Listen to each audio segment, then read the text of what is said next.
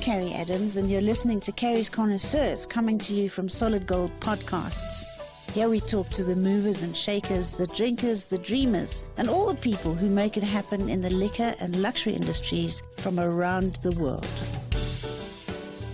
Well, good morning, everybody, and welcome to Carrie's Connoisseurs. Today, in my studio, around my barrel, I have one of my favorite. In fact, you probably are my best boyfriend. I know I say that to lots of people, but I think you are the best. Maybe the longest standing. Longest still standing. Jeremy Sampson. He doesn't really need any introduction, but for those of you who may have forgotten, he is the brand guru of South Africa. He's the chairperson now of Brand Finance.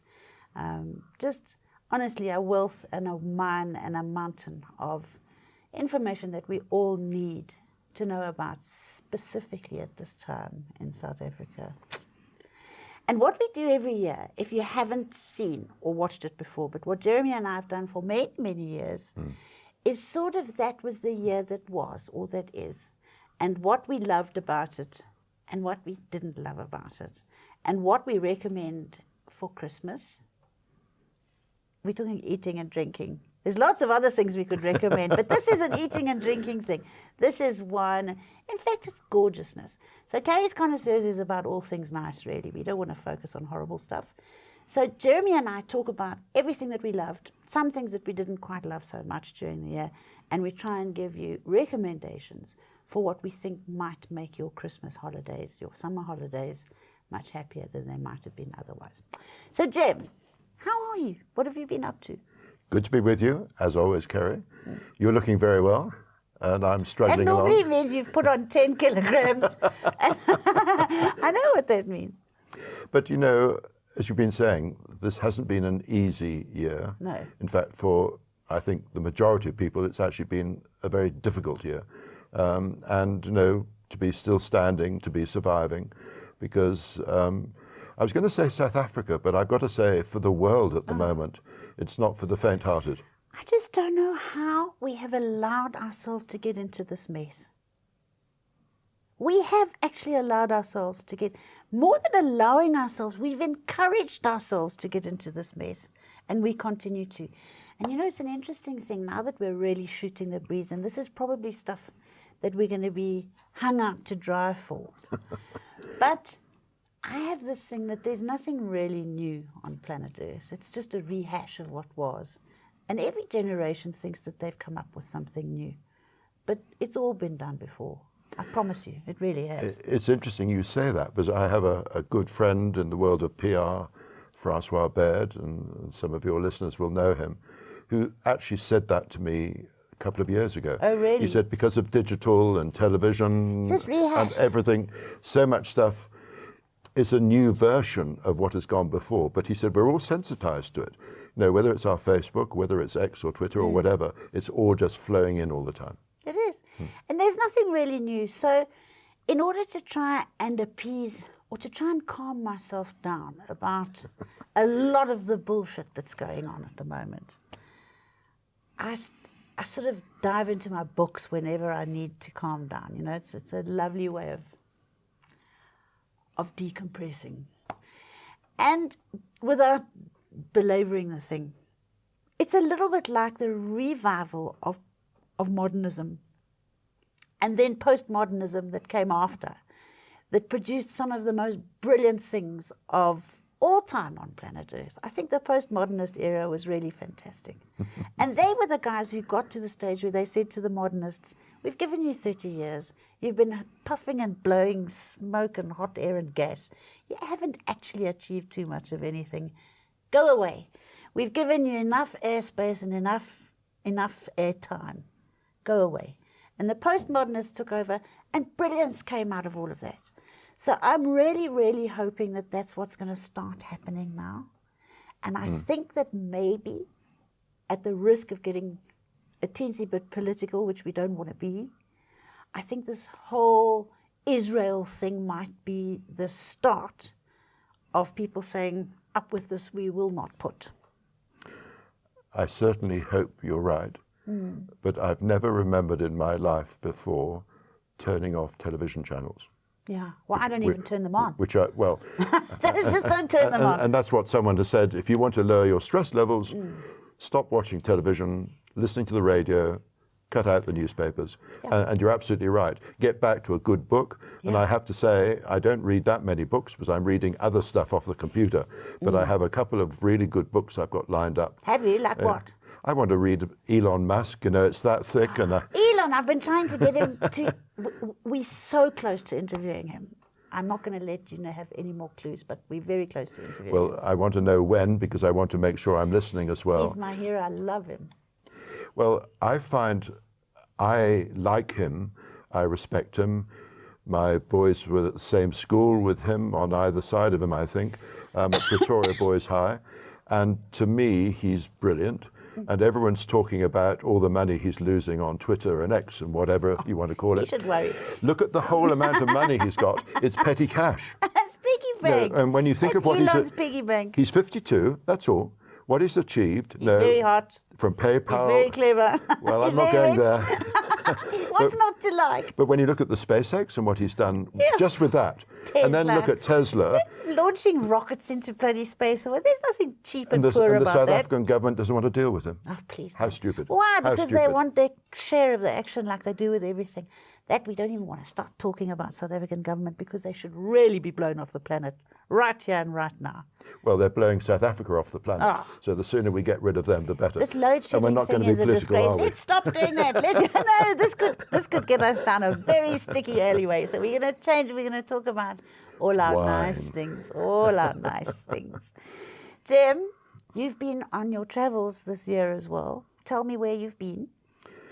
Not as much as I would like, but I have a younger daughter and her husband and two very small grandsons in the UK. So my wife has actually got across more than me, which is very unusual. What is your grandsons called? Well, we have an Arlo, who's 2.5. Now you're testing me. and the number 2 is Finn. And Oh, that's sweet. I want to call my next Scotty Finn. I'll tell them that. They'll appreciate that. Yeah. But when were you last in a household of a 1-year-old and a 2.5-year-old? Oh, thank So God, we not had for a long time. we had 2 weeks at the end of September and the first week of October. I have to say I'm still in shock from that 2 weeks. Not so much because of the boys, because they were fantastic, but the weather. Because really? Was it in 2 hot or weeks cold? it was like Johannesburg in June. Blue skies from morning to evening, sunshine. We were over there for a friend's special birthday. He was doing a cruise on the Thames on a Sunday evening, meeting up at 3 o'clock, finishing at 7:30. And it was like a mill pond. Everyone was out, either on the side of the Thames or in their boats. And there were the bottles of wine and the glasses. Everyone was having an absolute breeze. gorgeous. It was fantastic. And that was now. Last week of September, first week of October, perfect. We went down to That's alarming. Weymouth, my home down in Dorset, where I grew up. And the sea temperature, and if you don't believe in global warming, the sea temperature was just under 18 degrees centigrade. In the days that I swam there 100 years ago, it never got up beyond about 12 or 13. There's global warming, but you know what? That's also cyclical. That's nothing new. The planet moves on its axis, stuff changes that we have no control over. We don't like plastic bottles in the sea and all that sort of stuff, but we can't do anything about global warming. I mean, that's a pipe dream. That's an Al Gore wannabe. Use a bit more wind, use a bit more solar. Yes, a few windmills. Oh, God, we're not going to go there.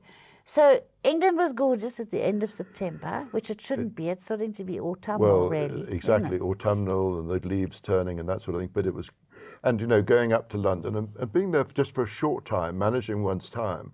I took a day out on my own and went up to town and did a little bit of work. But then I found myself on my own at lunchtime. So where did you sneak into? I sneaked into the Wolseley. You see, nothing changes, guys. And I think you would have enjoyed it as well. Yes. And it was fantastic. Yeah. And then on another occasion, my wife and I went up to town again and spent a day together, because that doesn't happen too often. And for our She probably lunch, tries to avoid spending a whole day with you. well, once in every couple of years, She can manage. she can manage it. Sharon. But she actually recommended a place that our daughter had taken her to, which was in, you remember Somerset House on the Yes. Strand? That It's big, where all the records of grannies and grandpas is they kept. were, yes. But there's a restaurant there now called Spring, and the lady chef there is right up in lights. And I have to say it's one of the best Lovely. meals I've ever had, helped by a gorgeous, gorgeous bottle of Macon from the White area. Oh, so we got some Macon Looney, which would have been a little Chardonnay, a little Little Bourgogne. Chardonnay. Yes, And very it was nice. magic, absolute magic. Yeah. So you spent time in the UK, which is understandable. You can hear that's where he comes from. And when I'm speaking to you about places to eat and drink in South Africa, have you found or discovered anything nice and new in Johannesburg or Cape Town? Because those are really the only two places we go. I go to KZN because my family's there, and we'll talk about those too because there are some nice things there. Cape Town, Johannesburg, anything new that anybody needs to know about that you highly recommend? I'm not able to talk about Cape Town. I was taken by my daughter to a lovely place there in November last year, but I haven't been down to Cape Town this year, which is unusual. That's their loss. Well, and I know there are lots of good places there. Johannesburg, you know, as I reached out to you a little while ago, where do you go now? Because I know, it's quite hard. I was taken, and we've been several times in Parkhurst to Embark. And to Embark's me, quite nice. I think it's quite nice. And do you know what But else who is is better? nice? Who Do is you know what better? else is nice in Parkhurst? And now it's that I still got COVID brain. I'm blaming it on COVID. I think I'm not going to be allowed to do that anymore next year. It starts with an M. Well, it might come back later in the Callum, what's program. that place in Parkhurst that starts with an M? And he is not my age. Callum is 20-something, so it's got nothing to do with age. We'll think of it. Okay. It's nice. I'll look it up on my computer while we speak. Because elsewhere to go, Kolonaki, same owner as this place. It's called, I'm going to say Memazar, but it's not Memazar. It's Cal, look for it for me. It's very nice. and could you do marble, a wine tasting paired? Because, you know, again, being in the UK, as you know, I was Let's taken to talk one to place. everybody about that place. He went to this place. I just looked at the wine pairing menu. Read some of the things off there. I mean, just the odd little bit. We don't want to brag too much, but it does sound extraordinarily special. Tell them where it was. A little place called Sorrel, and Sorrel is down in Dorking. And of those of you who know the UK, if you go from London roughly south to the M25, which is the ring road around, there you'll find Sorrel. And if I tell you that we started with an Austrian wine, which was with Was it Chardonnay? a Gruner Gruner Veltliner. Veltliner. I don't know. I can't Oh, pronounce no, these words. The Gruner Veltliner. It's the only place you get it rarely. And then after that, we went on to Orkney Scallops, and it was a Romanian wine. From there, we went on to some aged beef, and that was a Chilean wine, which I have to say was almost my pick of the wines. Really? It was gorgeous, absolutely What incredible. was it? A Malbec? Carmenere A Carmenere? Gran Yeah, that's Reserve. lovely. And it was new to my palate. It was gorgeous. Carmenere is a lovely grape. Then we went on to some turbot, you know, which is what the king's nice fish. fish, yes. Yeah. And from there we had, and that was a Greek wine, Thazelatis, a Gala wine. Then we went on to Italian, so no country repeated. And we ended off the whole meal, which is what we had, some Californian wine. I'm so mad for Californian wine at the moment. That's my thing next year. I'm going to go to Napa, I think. Well, But guys- I went 5 years ago to Napa and Sonoma, and, you know, the scenery doesn't compare with the Western Cape. It's No. absolutely flat. But the actual, And they're farms. You can't just walk in unless you've got an appointment. no, they become a bit French like that.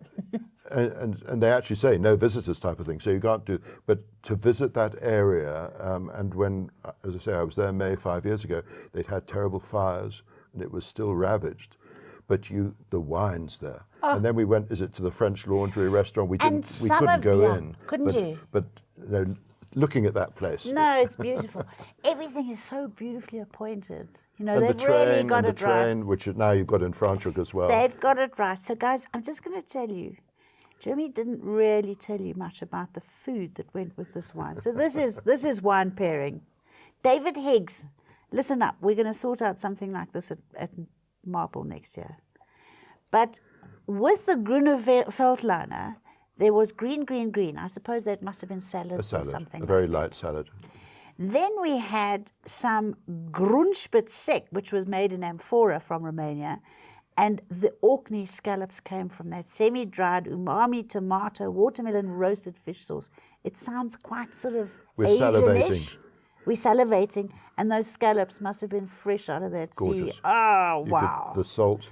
Then with the Carmenere from Chile, there was aged beef with beautiful mushrooms, chicory, wild rice, and Stilton cheese.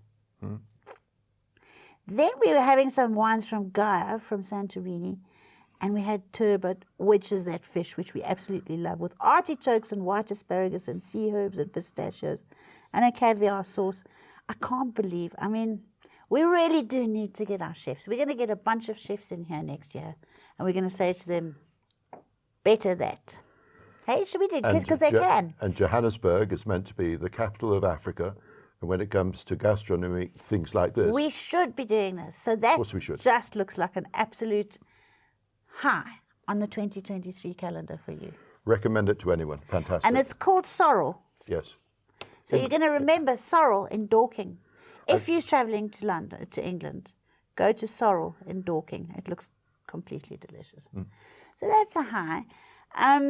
Listen, we've still got some lovely restaurants in Johannesburg, and I do tend to frequent the same ones over and over and over again because they just stay nice. But Paolo from Mastro Antonio, that was something very sad that happened this year. Was Paolo's brother passed away very sadly. One of the pillars, one of the foundation stones of food in Johannesburg. He was a good friend of mine, and in fact, we flew back the day before his funeral. No. And That was a just special awful. man. And I often meet people for breakfast, and he and I would meet 4 or 5 times a year, and we've done this for years as well. Very, very special man. No, it was great. A So- great loss to South Africa, but to the industry as well. Absolutely. So that's a big sorry to that family. So, but Mastro Antonio remains good, and they don't only do restaurants; they do catering. For corporates and that sort of thing as well.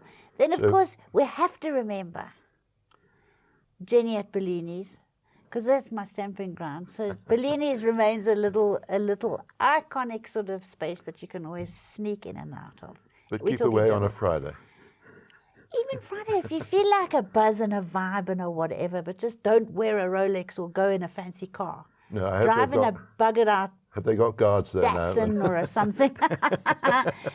And then just over the road, and I always call it the wrong name. I think it's Bottega. Bellagio. Bellagio. But Bottega's in Parkhurst. They also good. Bellagio. And then there are a few places that have happened out near the cradle. None of them culinary sort of stellar. But that's a destination, That's a day out in the country. And I live in Ilovo, and all the restaurants you've mentioned are, me too. I go within a around there 5-minute all the drive. time. Yeah. And this is where people more and more, I think, want to be in their communities. You don't want to schlep all the way out somewhere. No, besides which, you get stopped in your car and it's just... So the restaurant scene in Johannesburg stays pretty much the same from year to year for me. You know who's done really well is Natasha, who owns Pronto. We have to mention her because she owns Pronto in Hyde Park, which is the old Colony Hotel. Do you yes, remember that, yes, Connie? When we were young, we used to party there. And she's got Pronto, which is always guaranteed a good meal. Then over the road, over the passageway from her, there's that French restaurant, which she also owns. And next to that is a restaurant, an Indian restaurant called Mother-in-Law, where they make the best bunny chow. I have to tell you, the best bunny chow that I've ever tasted, what he does with the bread, it looks like a government white loaf, but it can't be because government white never tasted like that. So you go in and have a look. I'm not a big bunny chow person, but a friend of mine said to me, Carrie, we have to go and try mother-in-law. And it was indeed delicious.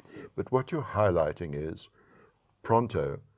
I've been to it lots of times, but not since COVID. And this is where people need to market. Yes. And market the shopping centre, because I didn't know about the Indian restaurant. And the shopping centre's been upgraded, so it's a bit sort of retro. It looks a little bit Art Deco-ish. Whoever owns it now, I don't know, but it looks quite nice. They've upgraded it, and it's definitely a good space to go. So anybody can go there. That's it from me, from the restaurants. I don't know, of course, David's restaurants are always absolutely brilliant. I mean, we can always go to any of David Higgs's restaurants. And I think that Pietkoff would come to Johannesburg from Cape Town. I think he was coming, or was it, who else came? Who came and opened up the double-barreled. The stock exchange restaurant, what's it called? No, you've lost me. The Short Market Club. Yes. It's good. It's nice. It's in Rosebank. And I remember going to it in Cape Town, and it was very, very good. Yeah, no, the food is good. I'm not sure that we've got anybody who has managed to top my beautiful David Higgs. Oh, and we can't forget James Dyack. She's forgotten, folks. You know what? This is a bad morning. Callum, what did you put in my water? We can't forget James Dyack. He's also one of the people in Johannesburg who emerges and reinvents himself and re-emerges and does all. So what is his restaurant? His restaurant is starts with a C. Oh, right, we've got Jeremy. the M still to come and the C still to They'll come. come before the end of this. There'll be notes before at the end of the programme. Callum's busy looking it up for me. It's called, you know where his restaurant in Parktown North. But can I suggest? suggest, it's on the corner. On your lovely newsletter, you list Yes, 10 I'm going 10 to. restaurants to visit in Johannesburg. I'm going to do that. And talking about newsletter, I just sent one out yesterday, I think. And you know what I did in my misery whilst I was bemoaning my fate with load shedding and what have you? I snatched the copy of The Alchemist out of my bookshelf and reread it. I tell you about it in my newsletter. I have read your newsletter, and I loved the interview with the Bacco boys. Aren't they cute? We're going to talk about because them. I didn't know about Bacco either. See? And I found it absolutely fascinating. And congratulations to them, what they're achieving. Well, guys, one of the things that Jeremy and I do every year is we select a wine of the year. And my wine of the year is Bacco. And I'll, for many good reasons, not least of which, Nati Jankelovitz is a very, very old customer who became a friend and had this dream that he wanted to own a winery. He's a terribly accomplished quantity surveyor. He didn't need that shit in his life. He didn't need a winery or a wine farm or all the rubbish that goes with it. But he was adamant. And it was a wonderful story which made me grab The Alchemist out of my bookshelf again, because you can still have a dream. You can really, even with all the load shedding and no water and ridiculous bills and incorrect taxation and all the stuff that we're hammered with. It's hard being a South African at the moment. It's very hard. Especially a winemaker when you've got water issues, you've got electricity issues, you've got transit, you can't impossible. export, and it's a perfect storm against them. The ports are a mess. Absolute Everything's a mess. Everything. And this is the government. But that goes for everything. I mean, anybody who is trying to run a decent, reasonable business in this country at the moment is battling. We know that. I know that. It's not easy. If you've got one service, you don't have the other. And then if you need three altogether, that's a pipe dream. You know, it's really hard. It's really, really, really. And I don't think the government has given any or anywhere near enough time to thinking about how difficult it is. Do they even care? I mean, they don't really, do they? All the ministers live in their own bubble. Yeah. They're looked after. They probably don't know what's going on outside the bubble. But as you say... They do. My question is, do they have a conscience? Clearly not. Clearly not. Clearly not. So moving swiftly on from there. Ta-da. My wine and winery of the year is Bacco. And if you don't know about it, research it. Go online, listen to my podcast where I interviewed Natie and Martin Smith, because I have interviewed Martin Smith before. He's one of my favorite people. He's a bit quirky. Well, you were a bit rude about his weight yesterday. When I was listening to the interview. But I found it fascinating how they're bringing in new cultivars, adjusting the cultivars. You and I know that with global warming, if you believe in it, you're having to change and bring in new things. And that's what they're doing all the time. Yes. And again, on your website, most of the wines you're talking about are often Elgin, in other words, in the colder areas, the Ionas and people like that. And it's that colder area. And now increasingly we're getting these exciting new cultivars coming in where we need to educate people about, starting with myself, because names I've never heard of before. And that's exciting. Well, Passerine you have to try. We popped that into the online shop. Martin Smith is a very smart winemaker. He's one of those sort of watery guys. I like watery guys. And you're going blending with him next year. I'm going blending with him. He makes beautiful wine, and his wine, if I can explain it and describe it to you, both the Passerine and the Bacco. So I've been naughty. I've jumped ahead of you, and I've said what my wines of the year are. It's going to be the Bacco. There's a thing called Prelude Blend. Listen, their top-end blend is the one that got Best Bordeaux Blend on show in Australia. That's a huge accolade. It really is for a young winery. That is quite an expensive wine. So not everybody can have that. And I'm very cognizant of the fact that the cost of living has just gone completely bloody wild in South Africa this year. So not everybody's got 400 and something rand to go and spend on a bottle of wine. However, they have a red blend that is the baby entry-level blend at Bacco, which I suppose is, because Martin was the winemaker at Villafonte, I suppose it's like his seriously old dirt, really. It's called Prelude. Yeah. And it's a Prelude red blend, and it's so delicious, and it's about 200 rand a bottle or something like that. It's really, really classy wine. Classy stuff. You must try it. More than that, he also has a Vermentino, which he makes, and as you know, Vermentino is one of my favorite things. Vermentino is a gorgeous, delicious, crisp, white, fragrant, aromatic grape that's lovely for summertime. So I would go with the Vermentino and the Prelude Red Blend for Christmas wines. And then Martin from Passerine has got his entry-level range as well at Passerine called Dark Elements. I think it's called Dark Elements. And this is his own? It's his own label. It's a farm that he owns in conjunction with a guy called, starts with an N. You don't need to know his name. Another one. He's a silent partner, and he's a really nice man. He lets Martin do his thing, but he's into mining. And he's just one of those dream partners who writes out a check every month and doesn't ask too many questions, I think. But Dark Elements Shiraz at around 200 rand a bottle as well. It's do you know what it is? I say it's blue and black fruit. So it's sort of, not that the fruit's been hit to the stage, punched around until it's black and blue. It started out being black and blue. And it's juicy and it's aromatic and it's gorgeously sweet, naturally sweet. And then around the edges of that blue-black fruit, there's this spicy tinge. It's just delicious. So it's like for Christmas puddings, it's perfect. Boerewors. If you just want to feel like having boerie rolls for Christmas Day lunch, if it's too hot and you just throw boerie on the braai, all that spice in boerewors will go beautifully with that Shiraz as well.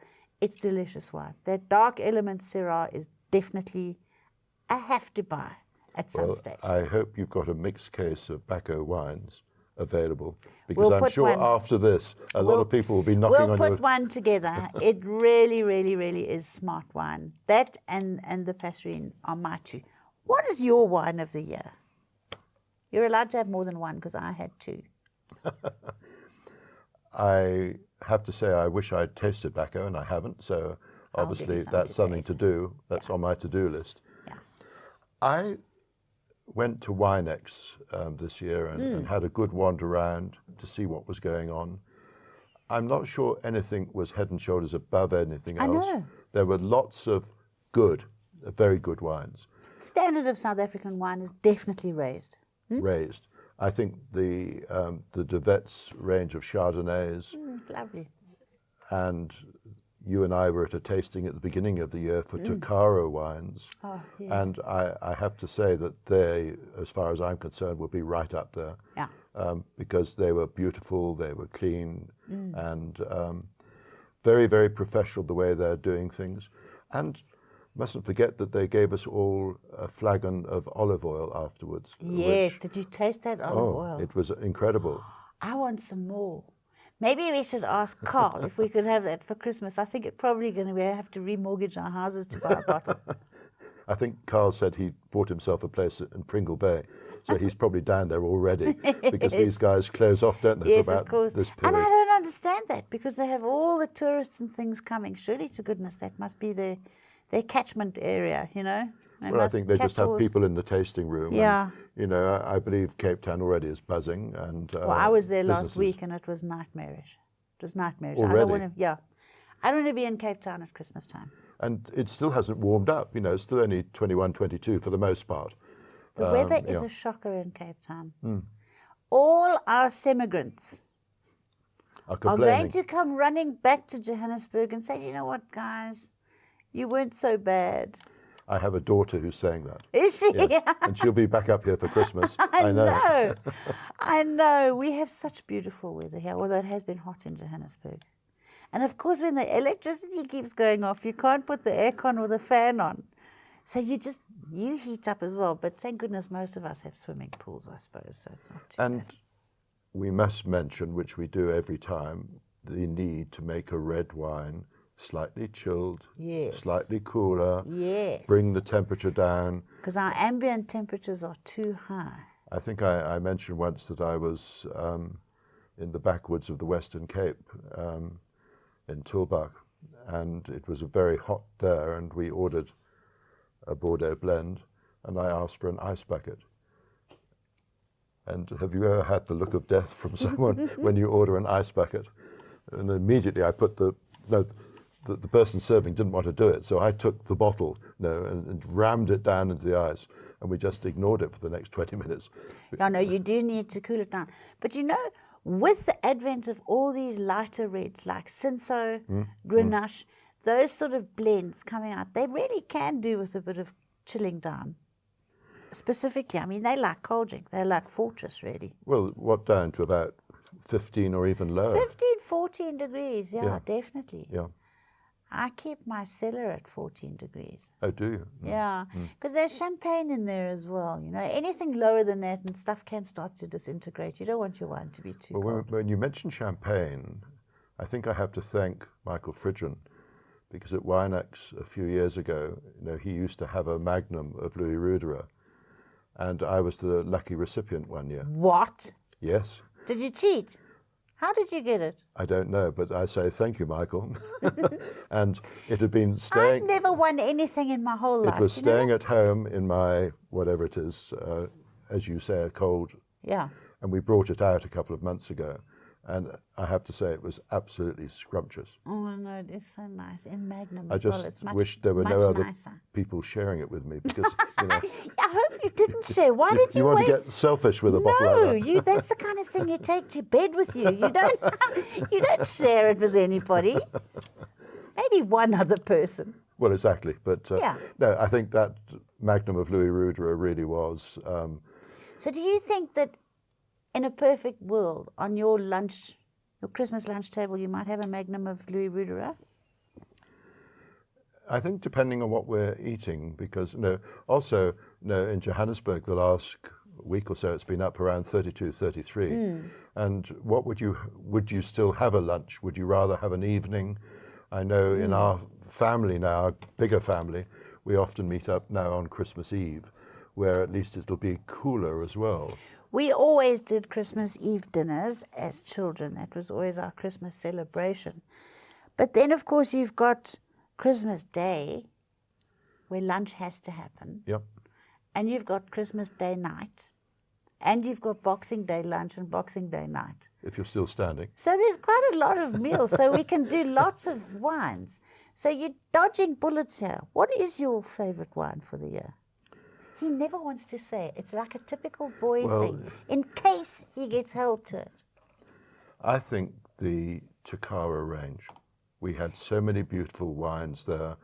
And well, they've got that Director's Reserve Red which and we had Director's at the end. Reserve White, both of which are beautiful. Both are blends. Well, let's take both of those because I move around, as you know. I don't stick to reds or whites. No. We haven't mentioned rosés yet because I think they need to be mentioned. I was going to ask you about rosé because I know you like that as a category. A dryish rosé still takes a lot of beating.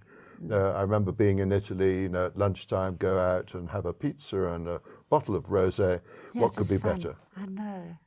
It's like sort of squashed, strained strawberries in a bottle. We like that. But not too sweet. No, not like the old Landsrack rosés. Well, you don't really get sweet strawberries anymore because they're all nuked. So rosé is like a nuked strawberry. And it's interesting how many people are now producing rosés. Even a KWV Rudeberg rosé, and also how many people are producing bubbles as well, and some of them are very good. Do you remember? I think it was quite funny when we had that Takara tasting, that Carl was saying that G.T. Ferreira, of course, the owner, turned around to him and to the winemaker a little while ago and said his daughter was getting married, and he wanted to make sure that they could drink Takara bubbles rather than have to import bubbles for the wedding. I'm already using words that are suitable for a program such as this. But as a result of it, they did produce bubbles. And in fact, I think we had a glass. And they were it's delicious. Very expensive. In fact, delicious. it's become so expensive, G.T. Ferreira, that we could buy French bubbles for less sometimes than what we're paying for the Takara ones, I think. Well, you're raising an interesting point now that often imported wines of very good quality are cheaper than some of... Well, again, if you go into the online shop, Hervé, my beautiful Frenchman, has got some wines in the online shop. And most of them, listen, he's got loads of wines in his portfolio, but I've only put a few of them into the online store. Because I think that they're all nice entry-level wines for people who aren't familiar with French or Italian, and some of them, there's a New Zealand Sauvignon Blanc there, and there's a Chilean Malbec or something there. And they're all under about 350 Rand a bottle. Yeah. So they definitely box in the same ring as South Africa, because our wine prices have gone up quite considerably. Dramatically. Which they should have done to a large extent. But again, it precludes a large sector of society because not everybody can. Government hasn't provided anybody with jobs, so nobody gets a salary. So how are they going to buy a bottle of wine? Well, when you actually look at the wine industry, talking to someone like Rico Basson, who's obviously one of the main ambassadors of South African wine, when he says the contribution to GDP is huge, not just the wine, but also the wine tourism, and no support from government. No. And the DTI, from what I'm hearing increasingly, is getting more and more dysfunctional. Oh, yeah. No. Listen, we're not even going to go there with the degradation of South Africa. We just know that. That's why I'm trying to desperately find nice wines for the people of South Africa to make them feel a little bit better about life. And they are nice. Talking about rosé, the Jess rosé from Freda and List, which is one of my favorites, it's also in that online store. It's delicious. It really is just an uncomplicated, I think it's under 100 Rand. And again, a wonderful place to visit. Yeah. And if you've got a bit more time, go next door to Rupert and Rothschild. And those two together are an absolute destination. And talking about Rupert and Rothschild, if we're telling people, giving them recommendations, the winemaker from Rupert and Rothschild, who is our gorgeous Skalkie Joubert, Skalk Willem, he now makes wines at Cordoba. It was called Cordoba, that farm. and I think it's now called Thai Bosch. Well, Thai Bosch is. Thai Bosch has to be one of our best. If I wasn't, in fact, I want another one. If I wasn't talking Thai Bosch red. Takara, Telema, We'd be Thai talking Bosch. Thai Bosch, eh? And Thai Bosch I tasted at Winex. Oh. And it was gorgeous. It's good. So he was the winemaker at Rupert and Rothschild. But in addition to his Thai Bosch red, he makes Pink Lady or Pink Valley. Pink Valley Rosé. Have you tasted that? No. Pink Valley Rosé, guys. Go and buy yourself a bottle of Pink Valley Rosé. It's really nice. Thai Bosch is going to be Thai Bosch Finesse 2019. It's going to be one of South Africa's absolute. So is that your number two? So That's you've got my number Takara. two. Yep. You've got Thai Bosch. Yes.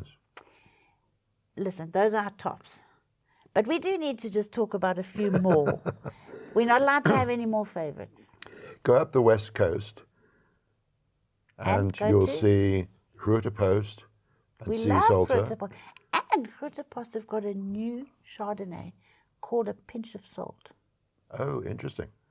in their portfolio, which is delicious. So you've got Sea Salter, Sea salt, you've got a pinch of salt. And then there's a red one, something to do with salt. So I think called? Groote Post has reinvented itself very, very Lovely cleverly. wines. And then go up further, go to Friars Cove. Nice And is it wine. Drogigny Bay, whatever it is, their second label, Sauvignon Blancs. I can't pronounce it. But Friars know Cove as well, what? hardly anyone's heard of Don't it. show off that English accent again like that, please. We're going to be in trouble if you do that.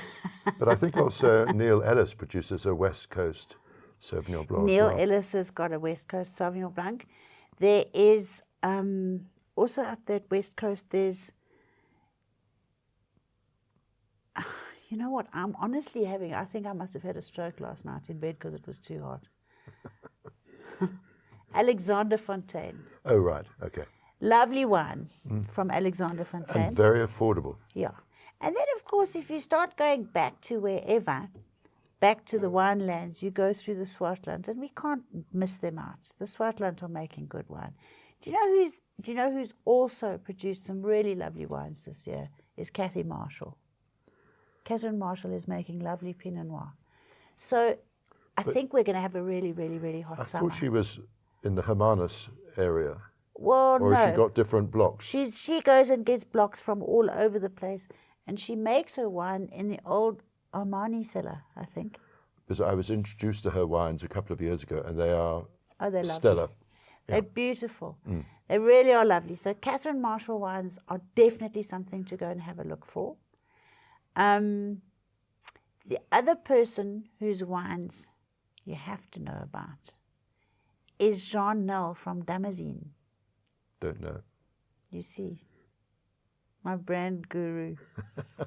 Well, all these wine brands, and I have to say one thing that always upsets me is reading someone like Jancis Robinson in the FT, and she's talking about South African wines and wines of the year and wines to have at Christmas. And They don't know half of this stuff. I've never heard of them. No. And also, for the most part, they've never come near Gauteng. They don't. So, this is where we talk about, what is it, 4/5 of all wine in South Africa are drunk Is consumed in Gauteng. Yet all the wine tastings, all the publicity, such as it is, all the marketing, and it's such as it is all in the Western Cape. It's all in the Western Cape, but here we are. I'll show you. Look at that. Damascene. They are expensive. They are completely and utterly delicious. There is a Cabernet Franc. I know you like Cabernet Franc. He makes the most delicious Cabernet Franc. He makes an unbelievable Riesling of all things. You say of all things, I've started drinking Tinnesco Riesling Have you? again. Does it still taste nice? Were we on drugs when we were drinking it when we were young? Perfect in this weather, really very, very cold. Crispy, clean, and nice. Exactly. Yeah. I've sent out That's a a message. lovely range, though, as I've well. sent out a message to phone a friend about the restaurant that starts with an M. I phoned a friend, but he hasn't come back to me. But again, what you're It's highlighting. what? No, it's I've got Medina. Medina. There we are, my sweetheart. Medina in Parkhurst. Gorgeous restaurant. Next time you and Sharon are looking for something nice to do, go to Medina It really is fabulous food.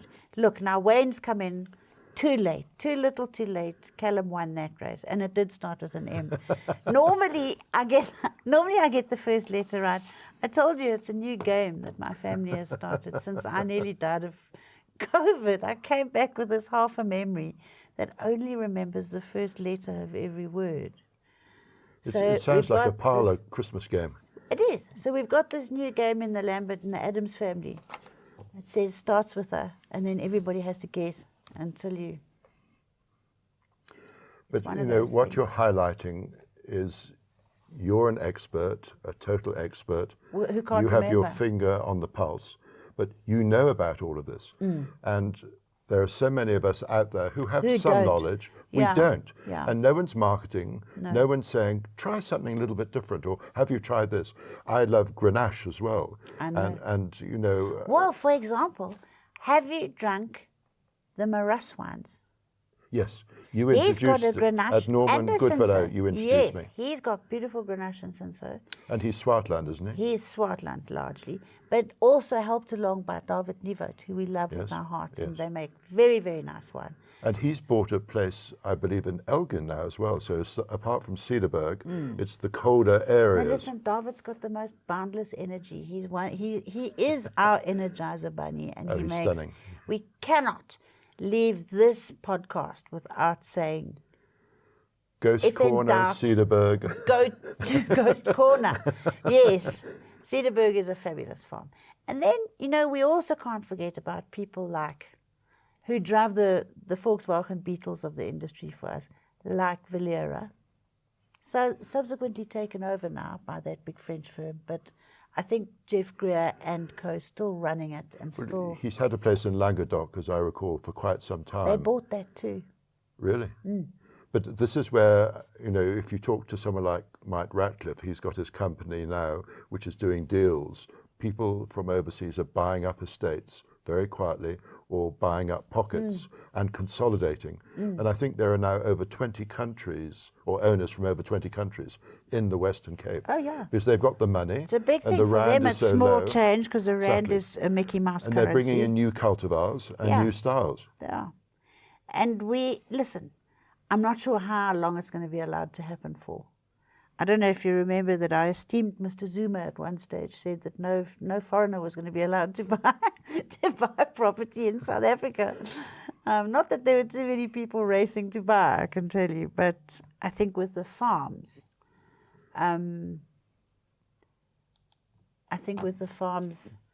they're going to have to be careful because you don't want our beautiful winelands being owned completely by foreigners.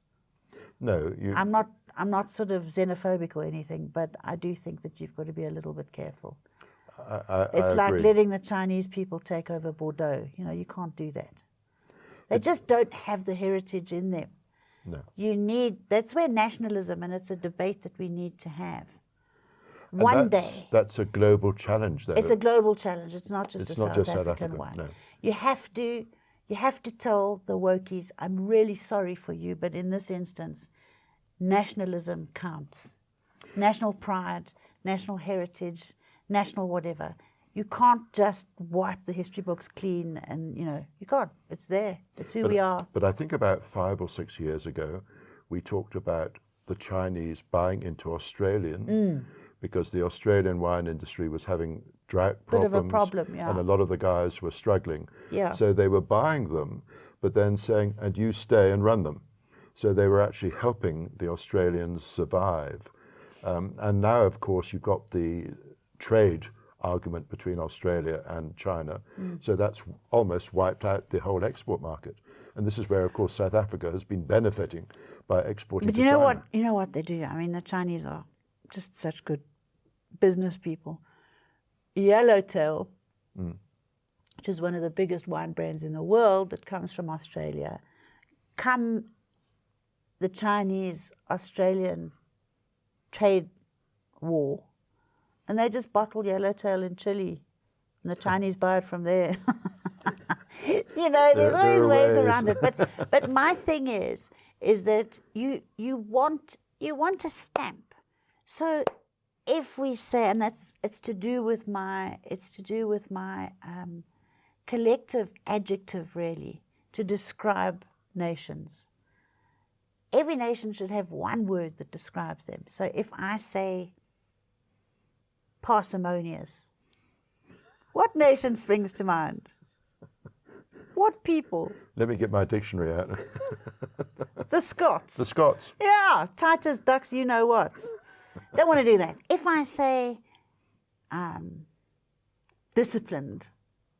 And you're talking Germanic. Yes, you see. So that's what I'm talking about. If I say the most beautiful winelands in the world, or sort of French Huguenotism. We've got to talk Franschhoek. We have to. So we have to preserve those things without wishing to be political in any formal fashion. It just is. It's just in our DNA. Yes. And we can't remove our DNA, unfortunately. Stellenbosch wine route, Yeah. Franschhoek, Huguenot.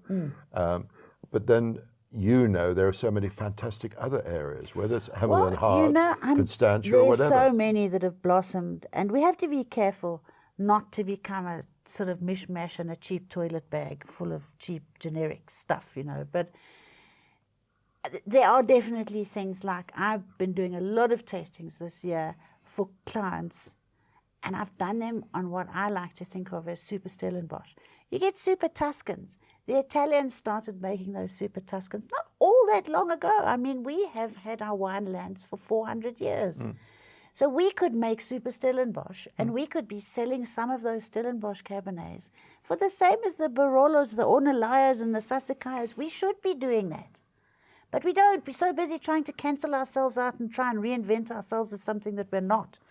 That is who we are. Yeah. And it's our national stamp. And we need to, you, Mr. Brand South Africa, you need to get into that industry with me. We've got to help them realize that they've got a ready-made brand that's filled with gorgeousness, that we just have to get out to all the people of South Africa. And we have so many friends out there. And this is where I come back to Jansen Robinson and the FT. She's always blowing the horn on behalf of South Africa. Yeah, she does. Saying best value for money in the world. Yes. But this is where some people don't understand marketing. And also, if you want a top brand, you've got to have scale. And this is, again, where, whether you like it or not, Chocolate Block has done incredibly well. And during my 2 weeks in the UK, every single place I went into, and I probably went into about a dozen, just to have a look, Chocolate Block was there. Everywhere. And that is marketing. It's availability. Well, hello, and who it's was front of that? mind. Reg Lascaris. And John Hunt, the two of them. Brilliant, absolutely brilliant. And I found it fascinating, again, going to Winex, that you look at the Buchenholz Kloof stand, and the main thing they're promoting is Wolf Trap, which sells for what, $70 a bottle or something. And I thought, why are they pushing that so strongly when you can go up and up and up? No, listen, I think their next tier pretty much sells out as it's launched, as it's labelled and bottled. It's pretty much, because I think it's on allocation. But Wolf Trap is a really good drink. It is. Just drink it. Wolf Trap White and Wolf Trap Red, under 100 Rand. It's great value for money. Very good value. We've rabbited on for so long. It's time to go. Is it Gottfried Mocker? Gottfried Mock has gone there with joined Mark Kent, and he's, because I think it's done a little bit, and now it's rising high. But I think, is Mark Kent back? I think he went to go and live in Amsterdam. I don't know. Yeah, he went to go and live in Holland. He might be back, and I think he's still involved a bit at Buchenholz Kloof. I'm not sure. But what a success story. Yeah. But they understood marketing and the need for scale. Their big don't tell me they've shareholders. made 2 barrels or 3 barrels of this and wins an award. That's fantastic. But then there's the other side. You need the scale. And that's where Rupert and Rothschild and Chocolate Block are the 2 mass markets. But don't you think, just in closing, don't you think that it's so interesting for me that in South Africa, in the new world wine producing countries, it's almost like 50% the label and the name. And you could put methylated spirits in that bottle and it would still sell. But Chocolate Block is such a clever name. It makes you want to buy it and drink it, doesn't it? You look at it and you just think you can imagine lovely liquid chocky in your mouth in the form of wine. I'm going to have one of those. Or, strangely enough, if you put a dog on the label. Do you remember Bosch's Faithful Hound? And that It's label sold. up. Yes, It was so lovely. There was this faithful dog. I think it was Mike Dobrovik's dog. it was him. It was him. Yes. It was his dog, and there was just a gorgeous story about it, and everybody wanted this. And to this day, Faithful Hound, they changed the label. The Americans came in. I think there was a patent thing on that somewhere. I think there was something. But you're talking name, which is branding, Yes. label, which is branding, a story, which is branding, all these things, and you We're saying understand that. branding, not brandy, which we also like, but branding. But these are all the components and availability. You know, you can't just keep having small pockets of things. It's wonderful to have small bursts of excellence. You need large blanket excellence to make a year, brand. every year. And it's consistency. It's the same as parenting. You can't smack your child once and then praise him the next time. It's consistency that has to happen. So I think what I really did finally, go all the way around like we always do, in a big 360, because that's life. Without people like Jeremy, who are brand gurus, there is no wine industry. Thank you for what you do for the industry. I don't know if any of you know, but he was really instrumental at Distill, KWV, lots and lots of brands across this country, and specifically in the South African wine industry. That's where I know you from. I know just a little, but I know more because of knowing you. So thank you, Kerry. Oh, cheers. Happy Christmas. And to all your This is a listeners. bit sad that we're chasing water We'll around do this better. barrel. It's nearly Christmas. Thank you for joining me, Jem. Another production from Solid Gold Podcasts.